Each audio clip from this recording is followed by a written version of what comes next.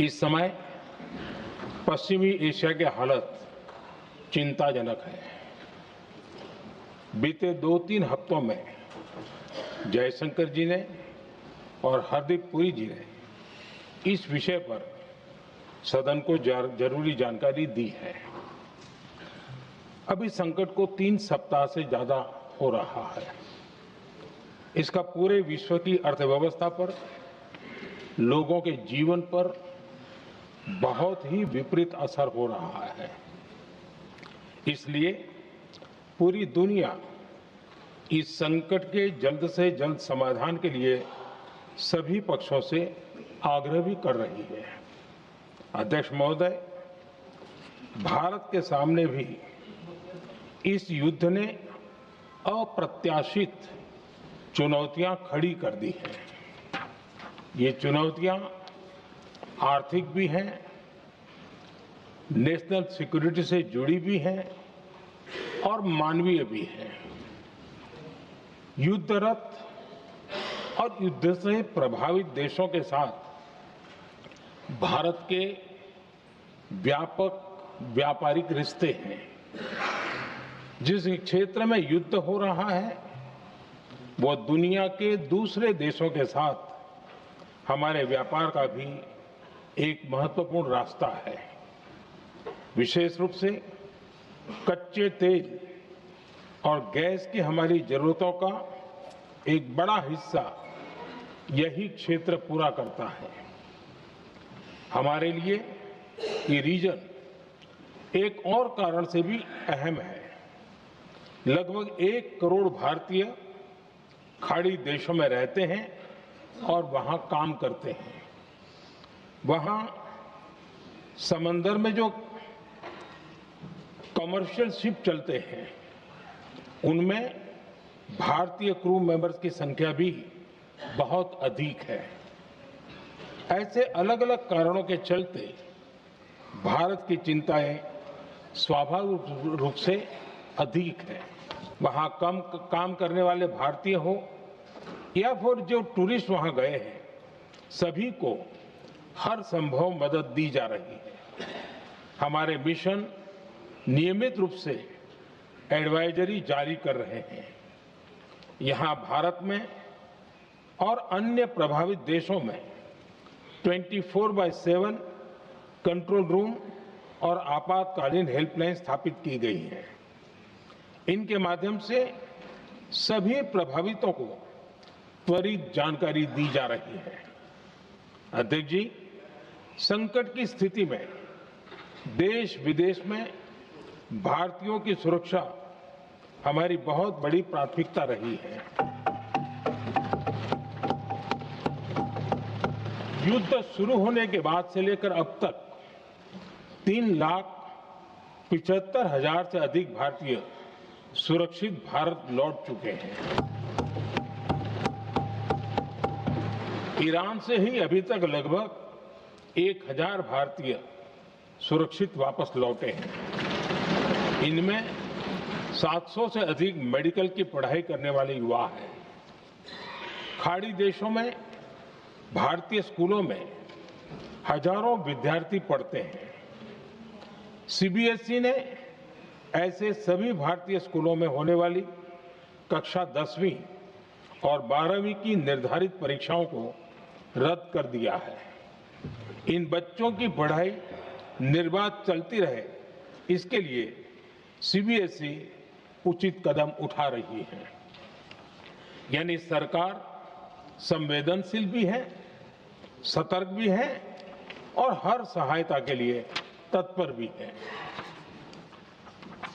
माननीय अध्यक्ष जी, भारत में बड़ी मात्रा में कच्चा तेल, गैस और फर्टिलाइजर जैसी अनेक जरूरी चीजें हॉर्मुज स्ट्रेट के रास्ते से आती हैं। युद्ध के बाद से ही हॉर्मुज स्ट्रेट में जहाजों का आना जाना बहुत चुनौतीपूर्ण हो गया है। बावजूद इसके हमारी सरकार का ये प्रयास रहा है कि पेट्रोल, डीजल और गैस की सप्लाई बहुत ज्यादा प्रभावित न हो। देश के सामान्य परिवारों को परेशानी भी कम से कम हो, इस पर हमारा फोकस रहा है। हम सभी जानते हैं, देश अपनी जरूरत की 60% एलपीजी आयात करता है। इसकी सप्लाई में अनिश्चितता के कारण सरकार ने एलपीजी के डोमेस्टिक उपयोग को प्राथमिकता दी है। साथ ही एलपीजी के देश में ही उत्पादन को भी बढ़ाया जा रहा है। पेट्रोल डीजल की सप्लाई पूरे देश में सुचारू रूप से होती रहे, इस पर भी लगातार काम किया गया है। अध्यक्ष जी, आज की इन परिस्थितियों में एनर्जी सिक्योरिटी को लेकर बीते एक दशक में उठाए गए कदम और भी प्रासंगिक हो गए हैं। भारत ने बीते 11 वर्षों में अपनी एनर्जी इंपोर्ट का डाइवर्सिफिकेशन किया है। पहले क्रूड ऑयल, एलएनजी, एलपीजी ऐसी एनर्जी जरूरतों के लिए 27 देशों से इंपोर्ट किया जाता था। वहीं आज भारत 41 देशों से एनर्जी इंपोर्ट करता है। अध्यक्ष जी, बीते दशक में भारत ने संकट के ऐसे ही समय के लिए कच्चे तेल के भंडारण को भी प्राथमिकता दी है। आज भारत के पास 53 लाख मीट्रिक टन से अधिक का स्ट्रेटेजिक पेट्रोलियम रिजर्व है और 65 लाख मीट्रिक टन से अधिक के रिजर्व की व्यवस्था पर देश काम कर रहा है। हमारी तेल कंपनियों के पास जो रिजर्व रहता है वो अलग है। बीते 11 वर्षों में हमारी रिफाइनिंग कैपेसिटी में भी उल्लेखनीय वृद्धि हुई है। अध्यक्ष जी, सरकार अलग अलग देशों के सप्लायर्स के साथ भी लगातार संपर्क में है।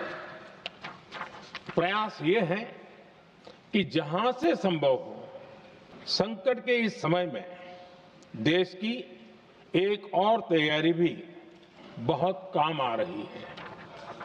पिछले 10-11 साल में इथेनॉल के उत्पादन और उसकी ब्लेंडिंग पर अभूतपूर्व काम हुआ है। एक दशक पहले तक देश में सिर्फ 1-1.5% इथेनॉल ब्लेंडिंग कैपेसिटी थी। आज हम पेट्रोल में 20% इथेनॉल ब्लेंडिंग के करीब पहुंच रहे हैं। इसके कारण प्रति वर्ष करीब 4.5 करोड़ बैरल कम ऑयल इंपोर्ट करना पड़ रहा है। ऐसे ही रेलवे के बिजलीकरण से भी बहुत बड़ा फायदा हो रहा है। अगर रेलवे का इतना बिजलीकरण न होता तो हर साल करीब 180 करोड़ लीटर डीजल अतिरिक्त लगता। ऐसे ही हमने मेट्रो का नेटवर्क बढ़ाया है। 2014 में जहां देश में मेट्रो नेटवर्क 250 किलोमीटर से भी कम था, आज ये बढ़कर करीब 1100 किलोमीटर हो गया है। हमने इलेक्ट्रिक मोबिलिटी पर बहुत अधिक बल दिया। केंद्र सरकार ने राज्यों को 15,000 इलेक्ट्रिक बसें चलाने के लिए दी हैं। आज जिस स्केल पर वैकल्पिक ईंधन पर काम हो रहा है, उससे भारत का भविष्य और सुरक्षित होगा।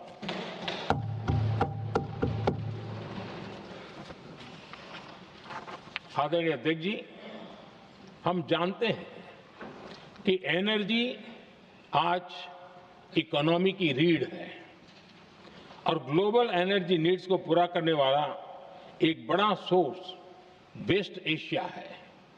स्वाभाविक है कि दुनिया भर की अर्थव्यवस्था वर्तमान संकट से प्रभावित हो रही है और भारत पर इसका कम से कम दुष्प्रभाव हो, इसके लिए निरंतर प्रयास किए जा रहे हैं। सरकार इसके शॉर्ट टर्म, मीडियम टर्म और लॉन्ग टर्म ऐसे हर असर के लिए एक रणनीति के साथ काम कर रही है। आज भारत की इकोनॉमी के फंडामेंटल्स मजबूत है। इससे भी देश को बहुत मदद मिली है। हम हर सेक्टर के स्टेक होल्डर्स के साथ चर्चा कर रहे हैं। जहां भी जरूरत है उस सेक्टर को आवश्यक सपोर्ट दिया जा रहा है। भारत सरकार ने एक इंटर मिनिस्ट्रियल ग्रुप भी बनाया है। ये ग्रुप हर रोज मिलता है और हमारे इंपोर्ट एक्सपोर्ट में आने वाली हर दिक्कत का आकलन करता है और ये ग्रुप आवश्यक समाधान पर भी निरंतर काम करता है। मुझे पूरा भरोसा है कि सरकार और इंडस्ट्री के साझा प्रयासों से हम परिस्थितियों का बेहतर सामना कर पाएंगे। माननीय अध्यक्ष जी, एक बड़ा सवाल ये है कि युद्ध का खेती पर क्या प्रभाव होगा। देश के किसानों ने हमारे अन्न के भंडार भर रखे हैं, इसलिए भारत के पास पर्याप्त खाद्यान्न है। हमारा ये भी प्रयास है कि खरीफ सीजन की ठीक से बुआई हो सके। सरकार ने बीते सालों में आपात स्थिति से निपटने के लिए खाद की पर्याप्त व्यवस्था भी की है। अतीत में भी हमारी सरकार ने दुनिया के संकटों का बोझ किसानों पर नहीं पड़ने दिया था। कोरोना और उस समय के उद्योग के दौरान उस समय भी ग्लोबल सप्लाई चेन में डिसरप्शन आ गई थी। दुनिया के बाजार में यूरिया की एक बोरी 3,000 रुपये तक पहुंच गई, लेकिन भारत के किसानों को वही बोरी 300 रुपये से भी कम कीमत में उपलब्ध कराई गई। अध्यक्ष जी, देश के किसानों को इस प्रकार के संकटों से बचाने के लिए भी बीते वर्षों में अनेक कदम उठाए गए हैं। पिछले एक दशक में देश में 6 यूरिया प्लांट शुरू किए गए हैं। इससे सालाना 76 लाख मैट्रिक टन से अधिक की यूरिया प्रोडक्शन कैपेसिटी जुड़ी है। इस दौरान डीएपी और एनपीकेएस जैसी खाद का घरेलू उत्पादन भी करीब 50 लाख मैट्रिक टन बढ़ाया गया है। इतना ही नहीं, तेल और गैस की तरह खाद के आयात को भी डाइवर्सिफाई किया गया है। ऐसे ही डीएपी और एनपीके के आयात के लिए भी हमने अपने विकल्पों को विस्तार किया है। अध्यक्ष जी, सरकार ने देश के किसानों को made in India nano urea का विकल्प भी दिया है। सरकार किसानों को प्राकृतिक खेती के लिए भी प्रोत्साहित कर रही है। पीएम कुसुम योजना के तहत किसानों को 22 लाख से ज्यादा सोलर पंप दिए गए हैं। इससे भी डीजल पर उनकी निर्भरता कम हुई है। मैं सदन के माध्यम से देश के किसानों को विश्वास दिलाता हूं कि सरकार किसानों की हर संभव मदद करती रहेगी। आदरणीय अध्यक्ष जी, युद्ध का एक बहुत बड़ा चैलेंज ये भी है कि भारत में गर्मी का मौसम शुरू हो रहा है। आने वाले समय में बढ़ती गर्मी के साथ बिजली की डिमांड बढ़ती जाएगी। फिलहाल देश के सभी पावर प्लांट्स के पर्याप्त कोल स्टॉक्स उपलब्ध है। भारत ने लगातार दूसरे साल 100 करोड़ टन कोयला उत्पादन करने का रिकॉर्ड बनाया है। पावर जनरेशन से लेकर पावर सप्लाई तक के हमारे सभी सिस्टम की निरंतर मॉनिटरिंग भी की जा रही है और सरकार की तैयारियां उसको रिन्यूएबल एनर्जी से भी मदद मिली है। बीते दशक में रिन्यूएबल एनर्जी की तरफ देश ने बड़े कदम उठाए हैं। आज हमारी total install power generation capacity का आधा हिस्सा रिन्यूएबल सोर्स से आता है। हमारी कुल रिन्यूएबल क्षमता आज 250 गीगावाट के ऐतिहासिक आंकड़े को पार कर गई। बीते 11 वर्षों में देश ने अपनी सोलर पावर कैपेसिटी करीब 3 गीगावाट से बढ़ाकर 140 गीगावाट तक पहुंचाई है। बीते वर्षों में देश में करीब 40 लाख रूफटॉप सोलर लगे हैं। इसमें पीएम सूर्यघर मुफ्त बिजली योजना से भी लोगों को काफी मदद मिली है। गोवर्धन योजना के तहत देश में आज 200 कॉम्प्रेस्ड बायोगैस प्लांट भी काम करना शुरू कर चुके हैं। ये सारे प्रयास आज देश के बहुत काम आ रहे हैं।